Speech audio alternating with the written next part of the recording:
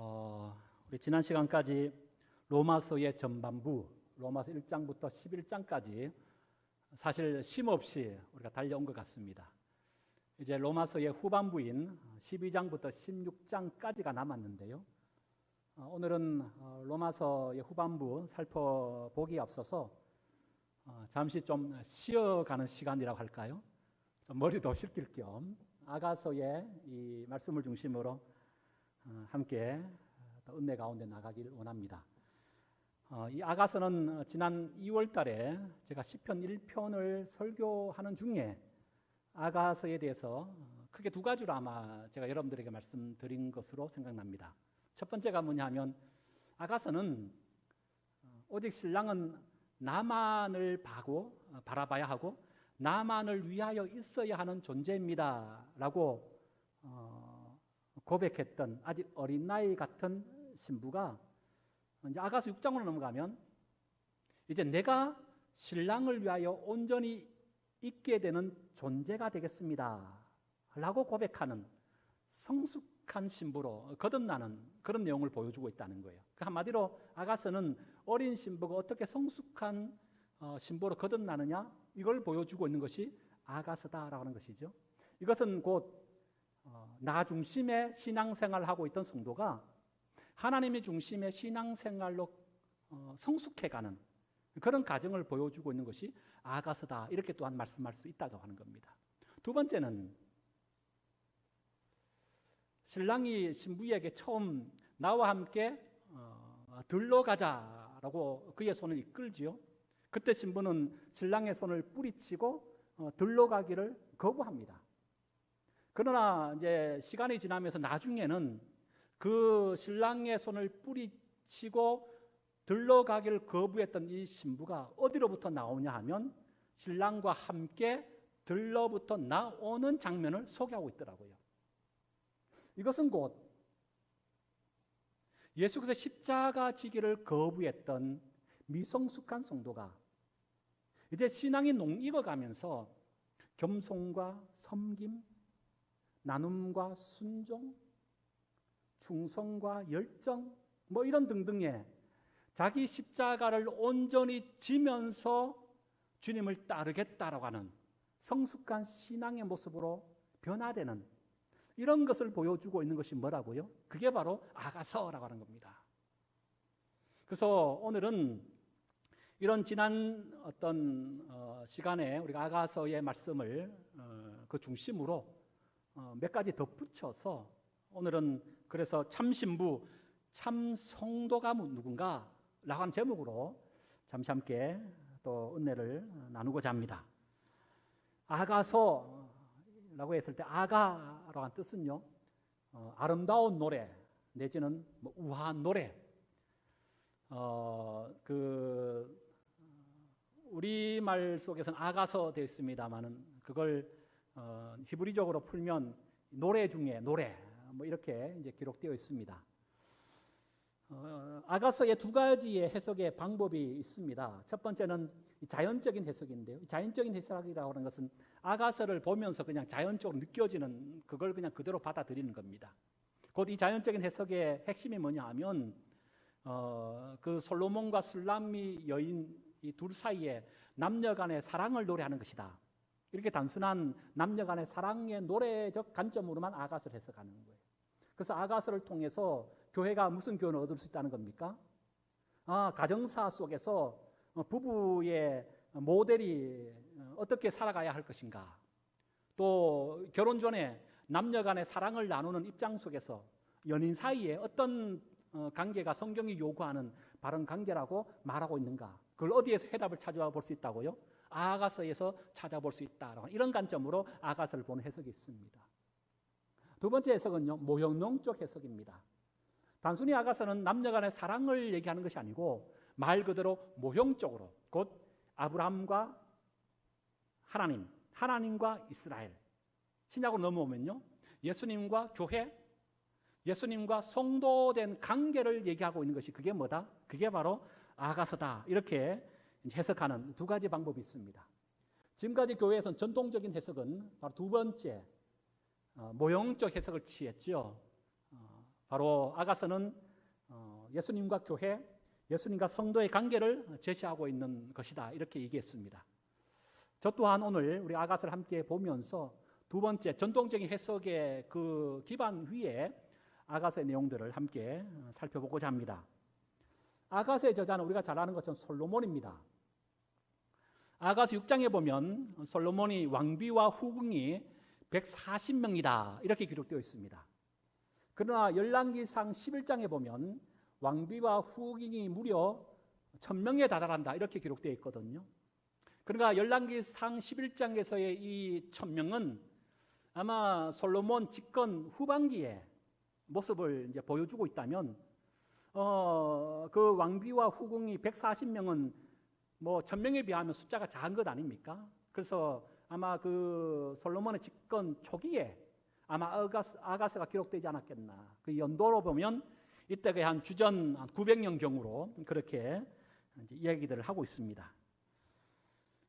솔로몬과 술람미가 아가서의 이제 중심 인물로 등장합니다.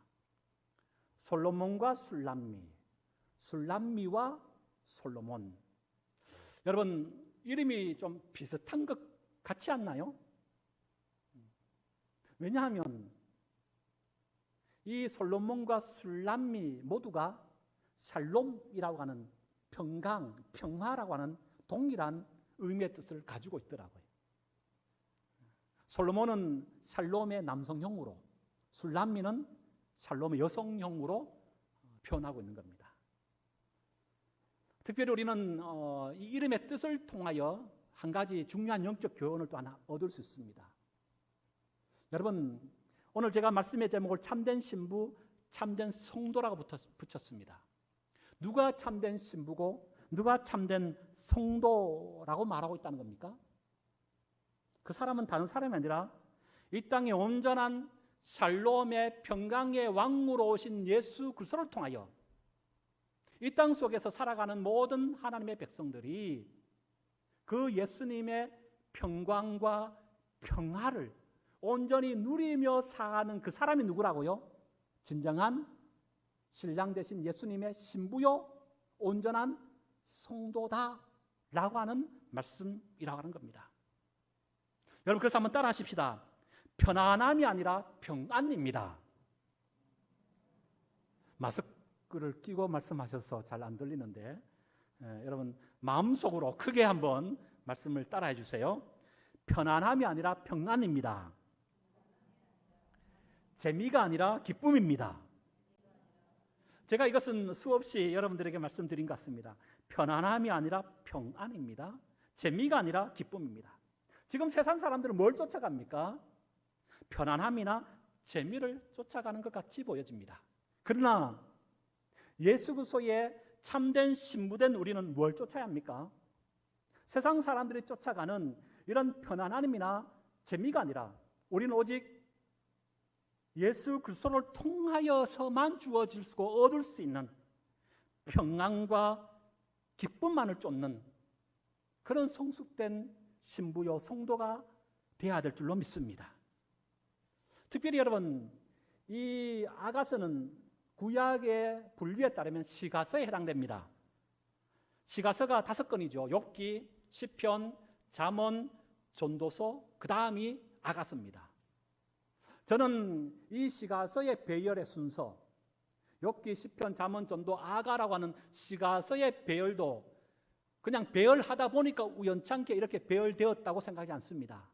이 배열의 순서 역시도 철저한 하나님의 섭리의 경륜에 따라서 그 숨겨진 저는 영적인 중요한 의미와 뜻이 있다고 생각합니다.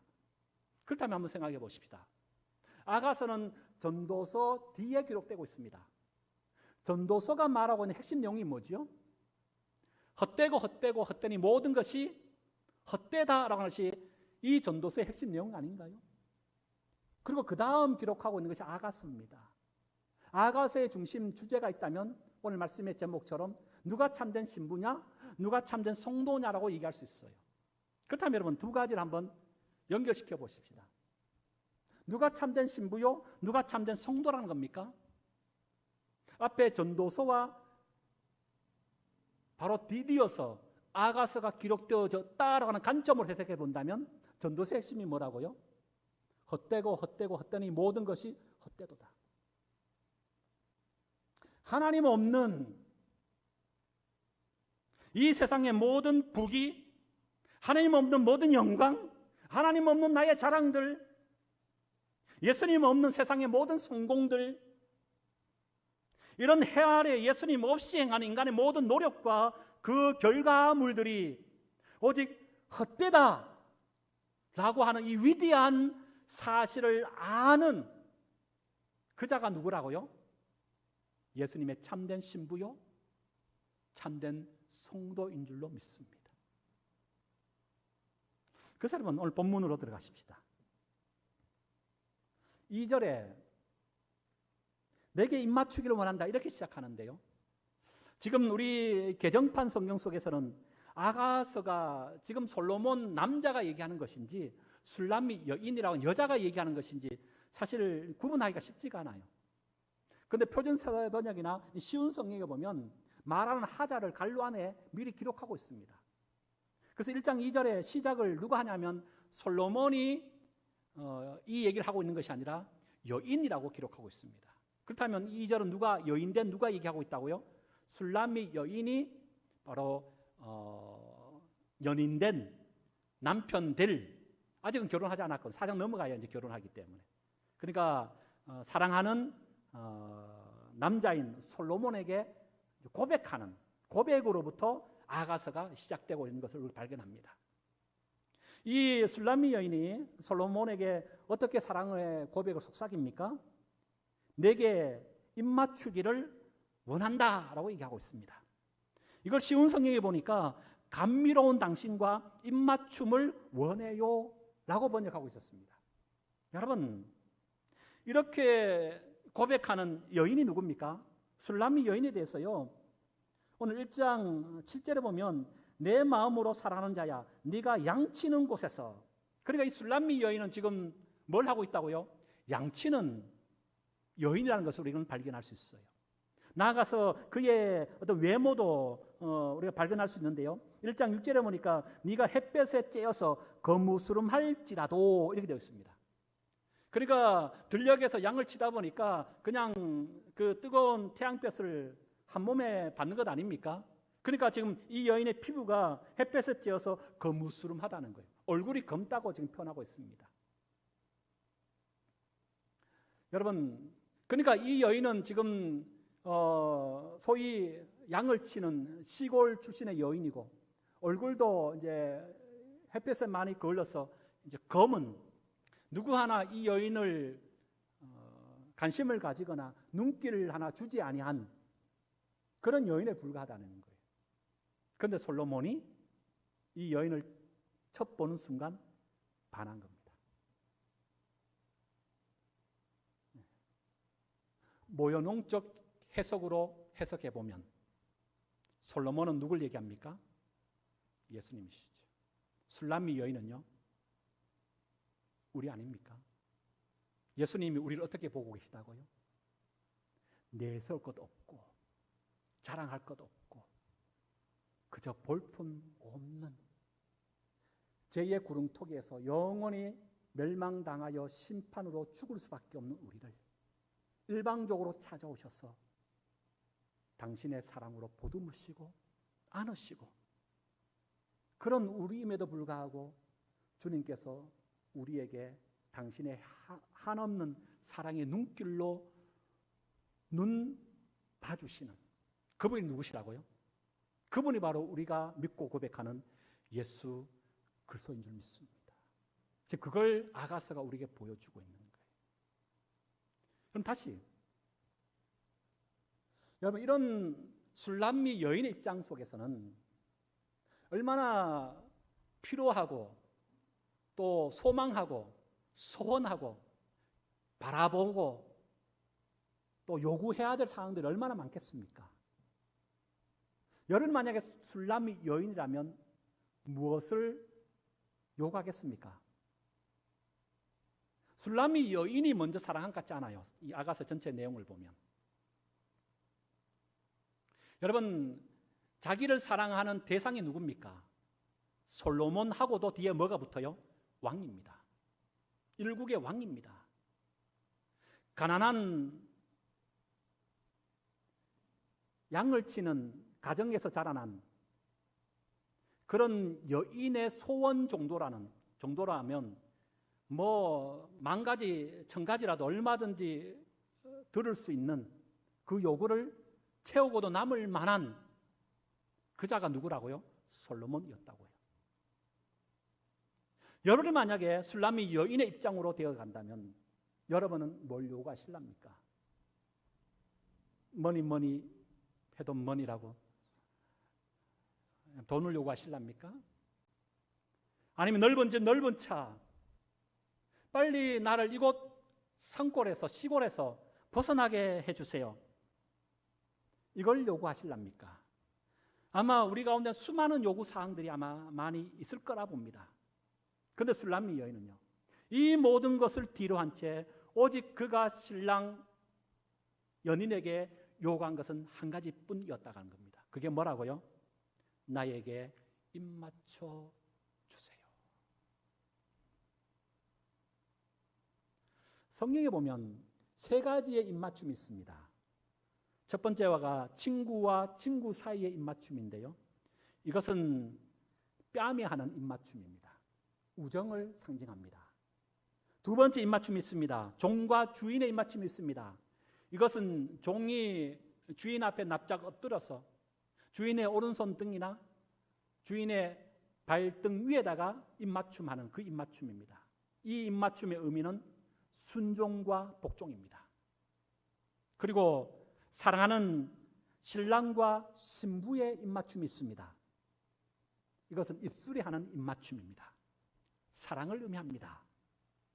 오늘 술람미 여인이 오직 솔로몬에게 요구하는 유일한 한 가지, 나는 당신의 입맞춤이 필요합니다. 나에게 입맞춰 주세요 라고 하는 입맞춤은 사랑에 대한 갈급함에 따르는 입맞춤을 요구하고 있는 겁니다.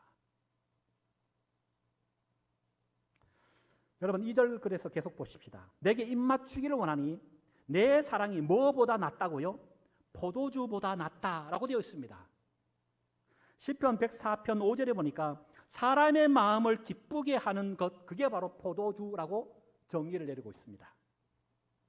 여러분 이때 포도주라고 하는 것은 대명사로 쓰여지면서 사람의 마음을 기쁘게 하는 바로 그 포도주를 얘기하고 있습니다.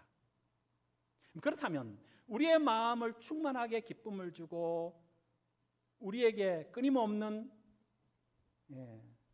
즐거움을 주는 그 포도주가 있다면 여러분 그 포도주가 뭘까요? 나에게 이런 기쁨을 주는 이 포도주, 어쩌면 그것은 세상의 부귀 영화가 아닐까요? 금은 보화라든가 일확천금이라든가 인생 대박 같은 뭐 이런 것들을 우리는 포도주로 여길 수 있지 않을까요? 그런데 오늘 술람미 여인은 솔로몬에게 요구한 것은 이런 세상으로 주어질 수 있는 그런 포도주가 아니라 오직 솔로몬의 사랑의 입맞춤뿐이라고 그가 고백하고 있다는 거예요. 여러분 어떻게 이런 고백할 수 있습니까? 예수님의 사랑이 이 세상의 그 어떠한 기쁨보다 더 귀한 것인 줄 알았기 때문인 줄로 믿습니다. 사랑하는 성도 여러분, 오늘 술람미 여인의 이 고백이 우리의 고백이 될 수 있기를 소망합니다. 마태복음 22장 37절에 보면 예수께서 가라사대 내 마음을 다하고 목숨을 다하고 뜻을 다하여 주 너희 하나님을 사랑하라라고 말씀합니다. 신명기 30장 6절에 보니까 너로 마음을 다하며 성품을 다하여 내 하나님 여호와를 사랑하게 하사라고 말씀합니다. 신랑 되신 예수님께서 신부된 우리에게 요구하는 것이 있다면 그게 뭘까요? 오직 마음을 다하고 목숨을 다하고 뜻을 다하여 신랑 되신 예수님만을 사랑하는 것, 이것 아닐까요? 신부된 우리가 그리하기 때문에 가장 먼저 구해야 할 것은요, 능력이나 은사가 아닙니다. 신부된 우리가 정말 구해야 할 것은 오직 신랑에 대한 간절한 입맞춤, 사랑의 그 무한한, 신랑의 그 무한한 사랑밖에 없어야 되는 줄 믿습니다. 그 입맞춤이 필요하다고요. 여기에 여러분 우리가 욕심을 내야 한다고요. 마태복음 13장은 소위 천국 비유장이라고 불려주고 있습니다. 왜냐하면 거기에는 천국 비유에 대한 7가지 비유가 나오고 있기 때문이죠. 그 7가지 비유 가운데 이 밭에 감추어진 보화 비유가 나옵니다. 1세기 당시에는 뭐 많은 전쟁도 있었고 타국에 멀리 가는 경우가 참 많았습니다.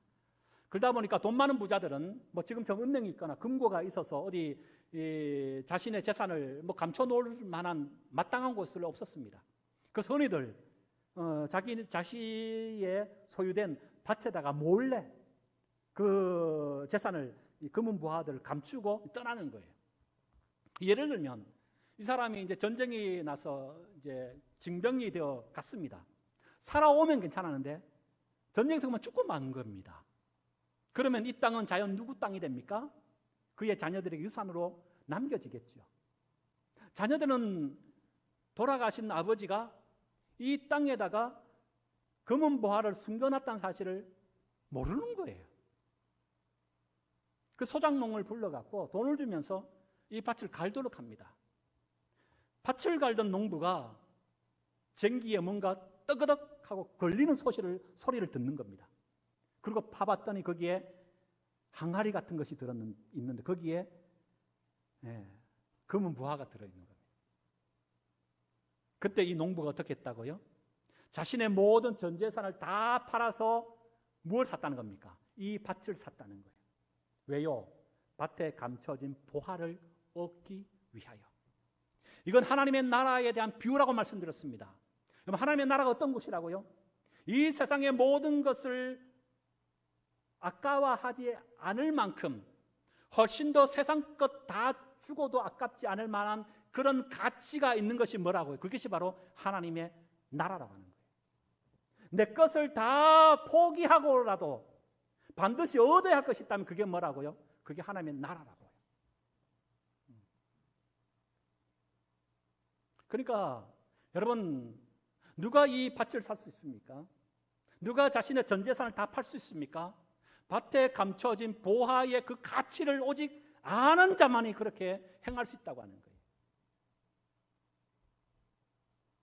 여러분, 바로 이것이라고 생각합니다. 그리스도의 신부들이 세상에 있는 포도주를 기꺼이 버릴 수 있는 비결이 저는 여기 있다고 봅니다. 죄에 대한 싸움은 아이러니하게도 죄를 이기려고 하면 할수록 이길 수 없다고 하는 우리의 무능함을 또한 보는 것이 우리 연약한 모습이더라고요. 또한 세상의 포도주를 거절하는 노력만으로 해결할 수 있는 문제 또한 아님을 우리가 늘 직시하지 않습니까? 그런데 세상의 포도주를 이길 수 있는 유일한 방법이 있습니다. 그게 뭐라고요? 그것보다 세상의 포도주보다 더 달콤한 우리의 영원하고 참되신 신랑의 사랑을 맛보는 예수 그리스도로 인하여 입맞춤 당하는 그걸 경험하고 그걸 깨닫는 것뿐입니다. 예수님과의 친밀한 사랑이 주는 그 최고의 즐거움이야말로 이 세상의 그 어떠한 즐거움보다 더 강하다고 하는 이 놀라운 진리를 깨달아 알 때야 비로소 세상의 포도주를 멀리할 수 있게 되는 거예요.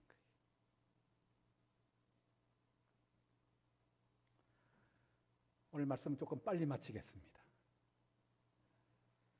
오늘 말씀은 마침은 우리가 즐겨 부르는 찬송가 가운데 304장 그 크신 하나님의 사랑, 작시자이자 작곡가인 프레드릭 레만이라는 목사님의 이 찬송시를 쓰게 된 배경을 잠시 나누는 것으로 오늘 말씀을 마치도록 하겠습니다. 이 프레드릭 레만 목사님은 일리노이주 노스웨스턴 대학에서 신학을 공부했습니다. 그의 목회 특징은 설교 중에 찬송을 많이 부르는 것이었다고 합니다. 그가 부르는 찬양은 설교만큼이나 큰 은혜와 감동을 주었습니다. 이 레만 목사님은 시골교회에서 목회를 했기 때문에 사례비를 받을 만한 형편이 되지 못했습니다. 그 생계를 유지하기 위해 다른 일들을 함께 병행했습니다. 병원, 공장, 농장에서 평일에는 열심히 일을 하고 주말에는 교회에 나와서 또 사역을 그렇게 병행하면서 목회의 길을 걸어갔다고 하는 거예요. 특별히 그가 캘리포니아 치즈 공장에서 일할 때 있었던 일입니다. 점심시간에 도시락 뚜껑을 열어보니 아내가 적어준 시가 하나 있었습니다. 아내가 유태인의 시 하다무트를 읽다가 감동을 받고 남편에게 전해준 것입니다. 하다무트는 히브리 명절 77절 첫날 십계명을 읽기 전에 부르는 찬송으로 십계명의 서곡에 해당됩니다. 그 하다무트가 이렇게 시작됩니다. 바다를 먹물 삼고 하늘을 두루마리 삼아도 어떻게 하나님의 사랑을 다 쓸 수 있을까? 레만 목사는 아내가 전해준 시에 감동을 받아서 공장벽에 써 내려간 것이 그 크신 하나님의 사랑 1절과 2절의 가사의 내용입니다. 그리고 그는 3절에서 유대인의 시를 그대로 인용했습니다. 그리고 이 시에 작곡을 했습니다. 이 찬송의 작곡을 시작한 레만 목사는 평생 수많은 찬양을 만들었고 그의 삶을 주님께 바친 참 목회자가 될 수 있었다라고 하는 것입니다. 그 크신 하나님의 사랑 말로 다 형용 못하네. 저 높고 높은 별을 넘어 이 낮고 낮은 땅 위에 죄범한 영혼 구하려 그 아들 보내사 하목제물 삼으시고 재용서하셨네. 3절 하늘을 두리마리 삼고 바다를 먹물 삼아도 한없는 하나님의 사랑 다 기록할 수 없겠네. 하나님의 크신 사랑 그 어찌 다 쓸까? 저 하늘 높이 쌓아도 채우지 못하리. 하나님 크신 사랑은 측량 다 못하네. 영원히 변치 않는 사랑 성도여 찬양하세.